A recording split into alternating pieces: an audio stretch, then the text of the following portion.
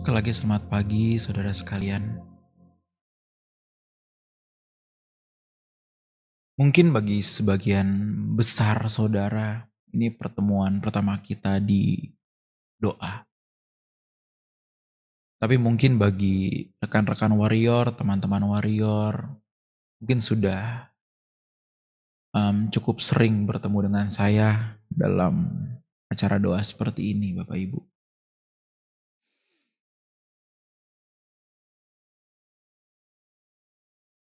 Salah satu alasan saya untuk tidak ikut Pak Eras ke Turki adalah bukan karena saya mau memimpin doa. Karena pada awalnya waktu Bapak mau ke Turki, waktu Bapak bilang, "Kon kamu pimpin doa ya." Saya panik. Pasti panik. Ya, tapi ya akhirnya saya berpikir waktu itu, ini gimana ya harus pimpin doa ya? Yang biasanya Pak Eras terus harus saya. Tapi satu hal yang membuat saya akhirnya tetap tidak pergi ke Turki. Karena saya sempat diajak ke Turki. Dan saya sempat berpikir, aduh ke Turki biar gak usah pimpin doa kabur lah. Saya berpikir begitu. Ini berapa bulan yang lalu ya, saudara ya, bukan berarti hari ini saya nggak mau memimpin, enggak. Akhir ini saya sudah berani, sudah siap, sangat siap justru. Walaupun ada beberapa mungkin ya ada masalah di audio atau mungkin kalau ada ya, karena saya nggak baca komen. Tetapi satu hal Bapak Ibu yang membuat saya akhirnya tidak ikut ke Turki dan akhirnya memimpin doa di sini, salah satu alasannya ya, salah satu ya, adalah karena saya tidak bisa meninggalkan James. Lucu ya? Itu alasan pertama saya waktu itu. Kenapa? Karena kan saya sering keluar kota. Sebulan saya bisa 3 kali, 4 kali keluar kota. Dan ketika keluar kota, James itu selalu sedih. Jadi kalau misalkan mamanya pulang ke rumah, dia suka tanya, "Papa nggak ada ya? Papa nggak ada ya? Papa kerja ya?" Saya bilangnya saya kerja. Karena kalau bilang pelayanan dia belum mengerti apa itu pelayanan. Jadi saya bilangnya kemana papa? Keluar kota ya papa 2 hari, 1 hari kerja. Nah kalau mamanya pulang ke rumah dia begitu. Papa kerja ya. Terus waktu itu lagi di jalan saya inget banget. Istri saya videoin si James waktu di kendaraan. James mau cari mobil papa. Papa lagi di jalan kan kerja kan. James cari mobil papa. Itu sebagai orang tua sedih loh. Sedih loh. Apalagi malam-malam sempat waktu itu nangis nyari papanya. Karena saya sama James deket banget. Saya sangat dekat dengan James. Tidur setiap malam tuh pasti sama saya. Ngobrol dulu sebelum tidur tuh ngobrol. Papa besok begini-begini ya. Iya oke. Papa tadi Kojem, dia manggil dirinya Kojem karena ada adiknya kan. Kojem tadi main robot. Bla bla bla. Oh iya terus gimana? Jadi kesempatan saya ngobrol itu waktu malam dia mau tidur. Karena biasanya kalau pergi saya seharian siang ke sore. Jadi saya ngobrol malam. Dan tadi pagi subuh Bapak Ibu, jam setengah 2 dia pindah ke kasur saya sama istri. Jam setengah 2. Dia tiba pindah mau tidur bareng. Karena itu saya gak bisa tidur lagi. Setengah 2 bangun, akhirnya jam 2 saya doa sampai jam 3 kurang, akhirnya maksa tidur. Karena kalau enggak saya takutnya jam segini enggak ngantuk banget. Akhirnya saya tidur, akhirnya bangun jam 4 tadi kira-kira. Ada satu hal yang saya renungkan Bapak Ibu, saudara sekalian. Apakah kita memiliki perasaan segitu butuhnya terhadap Allah? Apakah kita memiliki satu perasaan yang sangat membutuhkan kehadiran Allah? Sangat membutuhkan. Kita merasa sangat amat tidak lengkap kalau kita tidak berjalan bersama Allah. Ada something yang missing nih ketika aku tidak berjalan bersama dengan Allah setiap hari. Tentu hal itu hanya dapat dirasakan oleh mereka ya selalu bergumul di dalam hidupnya bersama dengan Allah, saudara. Bagi mereka yang tidak memperdulikan Allah, mereka tidak mungkin pernah merasakan yang namanya berjalan bersama Allah setiap hari. Mereka hanya mengkotakkan kehadiran Allah ketika mereka berdoa ataupun di gereja. Tetapi sebenarnya Allah tidak sesempit itu. Allah itu sangat amat luas. Allah itu sangat amat luas. Di mana saja harusnya kita bisa merasakan hadiratnya, Bapak Ibu. Ya, contoh tadi dari kisah saya dengan si James, itu menjadi satu perenungan bagi saya loh. Kenapa? Karena saya tahu,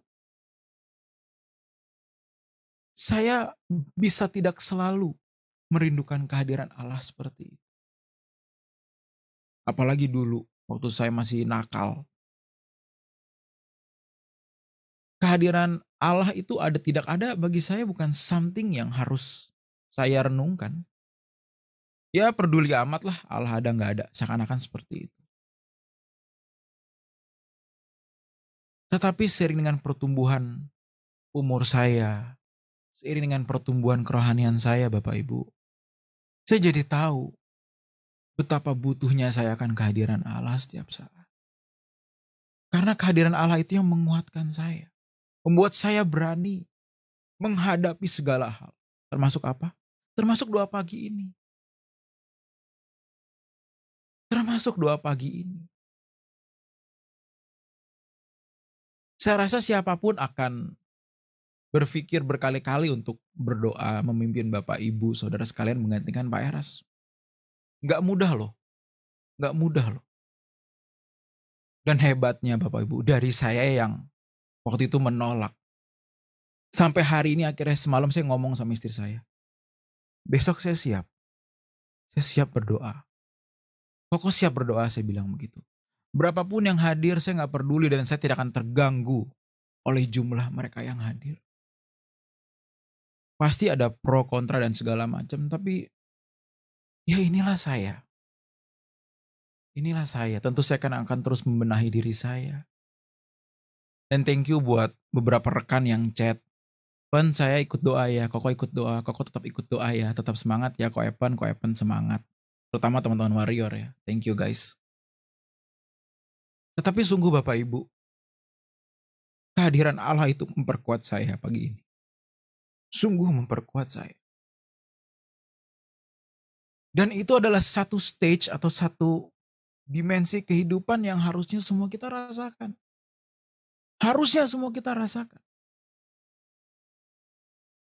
Tidak boleh seorang anak Allah itu tidak membutuhkan bapaknya.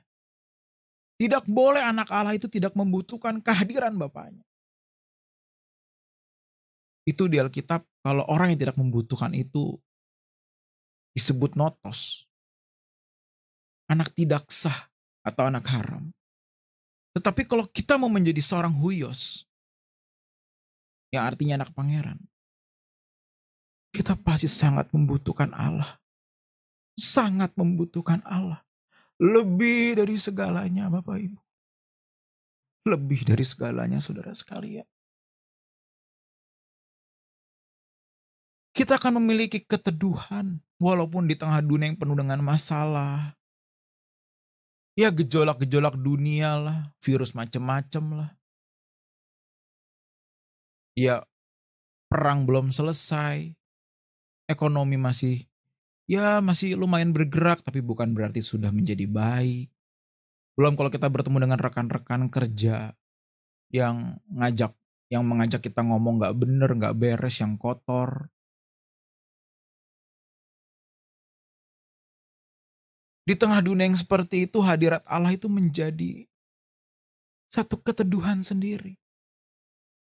Sehingga dengan hadirat Allah kita cukup. Kita merasa cukup. Kita merasa cukup. Walaupun pada faktanya mungkin kita punya duitnya pas-pasan. Kita masih ngontrak, kendaraan kita hanya motor. Kita nggak punya teman. Tetapi dengan hadirat Allah, kita memiliki keteduhan. Yang membuat kita berkata, aku cukup. Aku cukup.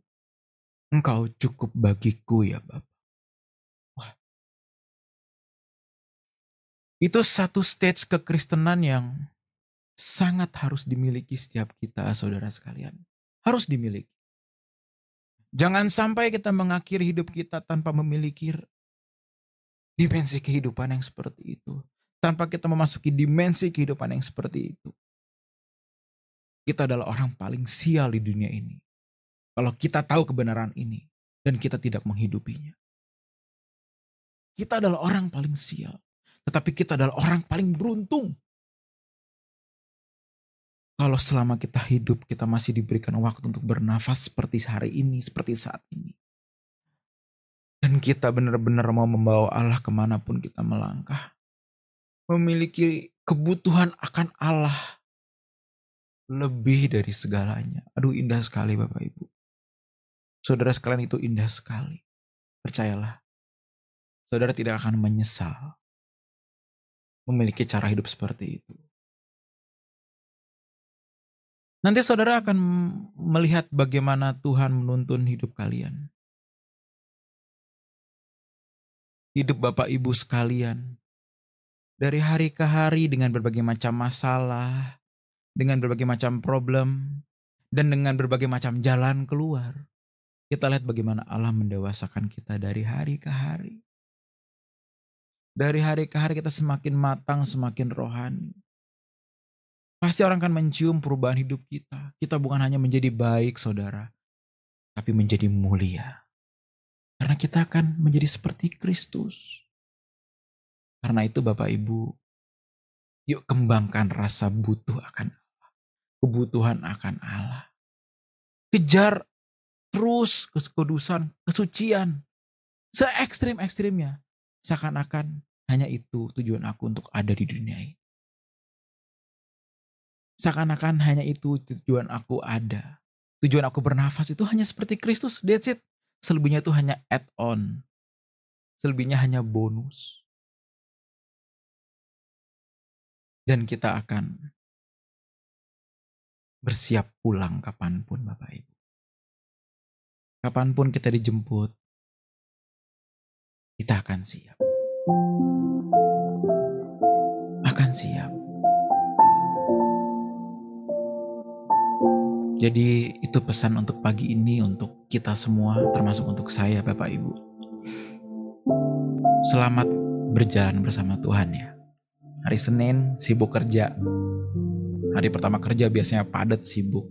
Tapi biarlah kita berjalan bersama dengan Tuhan Bapak Ibu. Dan sedikit pengumuman. Hari ini ada wanita surgawi jam 2 siang nanti ya. Ada wanita surgawi jam 2 siang di Truth ID. Dan besok kita ketemu lagi jam 5 Bapak Ibu untuk berdoa bersama. Mari kita menutup dalam doa Bapak Ibu. Bapa, kami mau mengenakan kebenaran-Mu yang kami dengar. Kami bawa selamanya sampai kami pulang ke rumah-Mu ya Bapakku. Dan biarlah segala berkat turun atas kami semua yang hadir pagi hari ini. Tuntunan-Mu, cinta kasih-Mu, perlindungan-Mu ada bersama dengan kami.